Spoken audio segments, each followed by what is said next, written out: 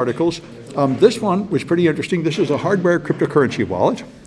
And they had a critical vulnerability, which is pretty impressive. Now, cryptocurrency wallets have to keep a secret in them, and this had a trusted platform module to hide the key, but they connected it through a API to the main processor, and they did not encrypt the signals from the main processor going into the trusted platform module to tell it to use the keys. The point of the trusted platform module is the cryptographic keys are hidden in there and you cannot reach them.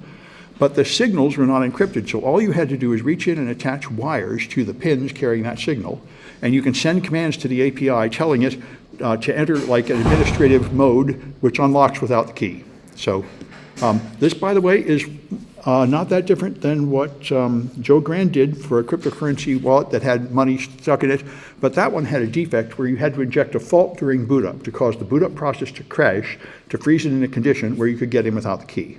This one here, all you had to do was access some wires that were visible to get in without the key, and they claim they fixed it.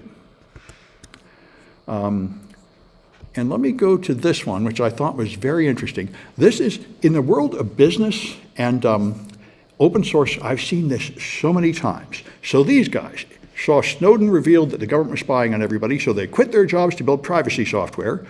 It has now reached version 1.0. They're very proud of it. They have pictures of their motivation from some movie, and then mass surveillance is a threat. We quit our jobs to develop privacy full-time. Now the product has come to 1.0. They worked in this little room and worked hard, and now they've achieved 1.0. People want privacy, and more people are using this than ever, so this is great. The only problem is there's absolutely nothing here that tells you what it is, how to get it, or what it does. And this is very common. This is more common than the alternative in open source projects. It's the same problem. If all you have is technical programmer types, they don't understand anything outside their little bubble. And I've been this guy. I was amazed when I could get my PhD. I was doing my first major research, and I gave a talk about it, and people fell asleep in the back row. And I thought it was the most exciting thing in the world, but they didn't have any idea what I was talking about. I was in the details. Yeah, and that's why there's a rule for anything. Your first slide has to have no equations, just English, and you have to say, what did you do? Why should I care? In clear English, what does it do, and why does anybody need it? Or you have to develop their interest, and they didn't do it, and this is very common. Nmap was this way for 20 years. Nmap is one of like the top 3 tools security experts use, and their page contained absolutely no explanation of what it is at all. It just had like the whole front page was just how to join their team and help write the code, and they couldn't even find the Windows downloader. It was buried in the middle of a paragraph on the 12th paragraph on the page. It's amazing. And if you want to see a product that isn't this way, take a look at Wireshark. Wireshark is like the 20th most important program to use in security, much less important than Nmap. But it has a marketing team. So when you go to Wireshark, you see a pretty picture, you see a big friendly download button that will get you have training tutorials and a convention and all this stuff, tells you what it is, what it does. It's wonderful. This is what you have to have. This is why I get people that say, I'm not very technical, I have trouble programming, there's no room for me in security. I say, oh no, there is so much room for you. We need people that can communicate to normal humans. And they really need people who can write documentation, and people who can write marketing, and people who can be in the help desk that can actually communicate with humans. We have a lot of people who can only talk like source code and binary, and we need a translation from them.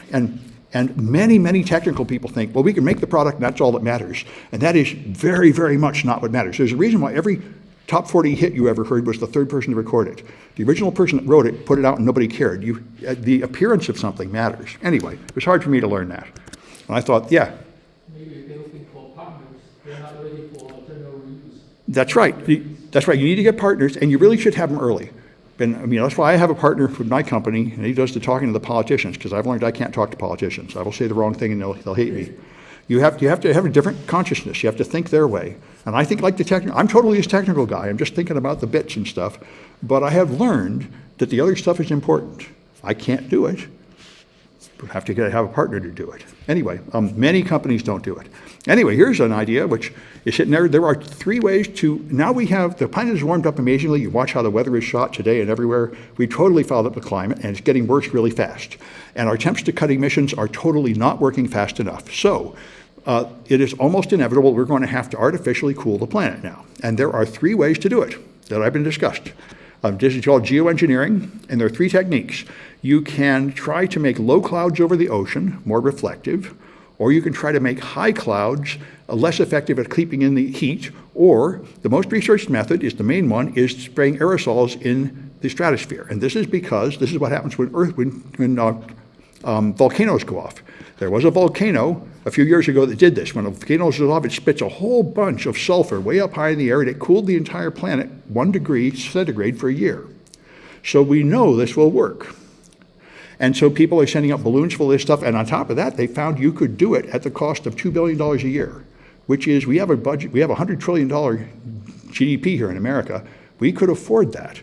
And so, of course, there will probably be some side effects, and they point out one of the major side effects is right now, as the Earth warms, it has messed up the jet stream and the ocean currents, so they're getting cold weather here, and the weather's changing everywhere, and it's hurting a lot of people that depend more on the land than the industrialized nations. And this would, of course, have some strange uneven effect and disrupt things again. So it's not going to like roll things back to where you want them. It's going to make a difference, but it will, but anyway, also there'd be some kind of pollution coming out of it and stuff, so people are worried about it.